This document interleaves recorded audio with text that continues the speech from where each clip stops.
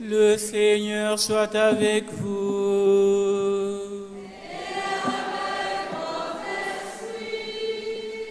Évangile de Jésus-Christ selon saint Marc.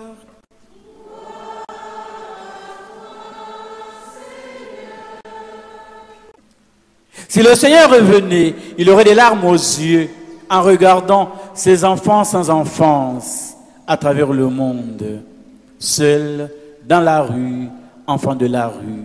Oui, peut-être ces réalités peuvent vous paraître lointaines, mais dans notre chère Afrique, pourtant, à des grandes potentialités, il est triste de constater que dans des pays comme les nôtres, j'aime bien parler de mon pays d'origine, la République démocratique du Congo, qu'on appelle le scandale géologique, où l'on trouve des minéraux qu'on ne trouve nulle part ailleurs.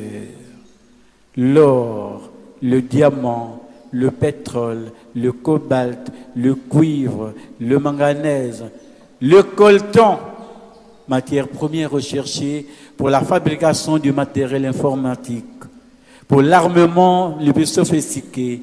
Même l'uranium utilisé pour la première bombe atomique vient de chez moi en RDC.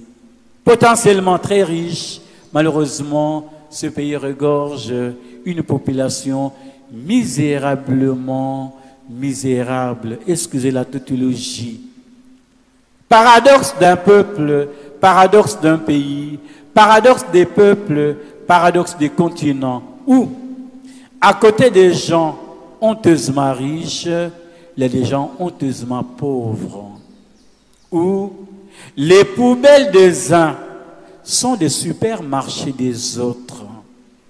Paradoxe des pays, paradoxe des peuples, où réellement, dans une même cité, dans une même ville, des gens habitent des immeubles, des résidences, pour ne pas parler d'immeubles, où à l'intérieur de la résidence, il y a moins 100 voitures, 200 voitures. Mais à côté, une maison en planche, trouée, percée de partout. Et quand l'homme habitant la résidence va déverser sa poubelle, la personne qui vit dans la petite maison en planche va se servir dans la poubelle comme supermarché. Drame d'un continent, drame des pays, drame des peuples.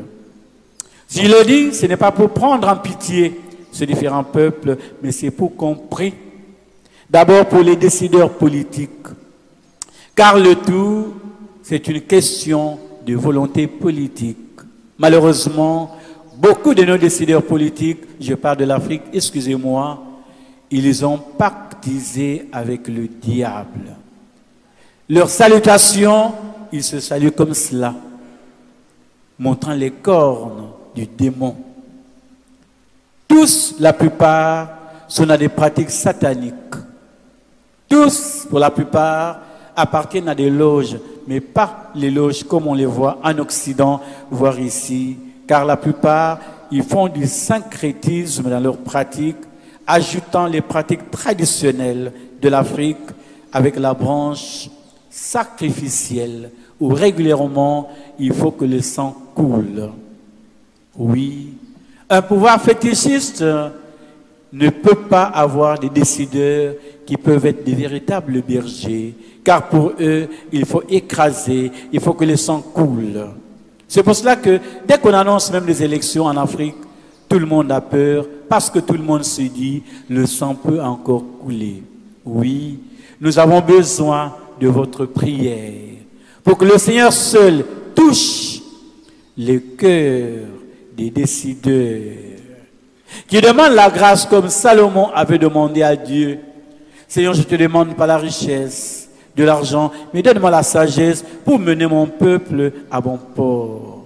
C'est cette prière que je ne cesse de dire pour tous nos décideurs à tous les niveaux à travers le monde, qu'ils comprennent que ce qu'ils sont devenus, c'est par le soutien du peuple et qu'ils ont le devoir moral d'être des bergers de leur peuple.